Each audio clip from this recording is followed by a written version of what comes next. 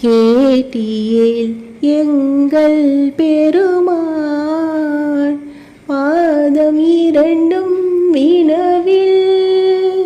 பாதாளம் ஏழினு கப்பால் சோதிமணி மொழி சொல்லிறந்து நின்ற தொன்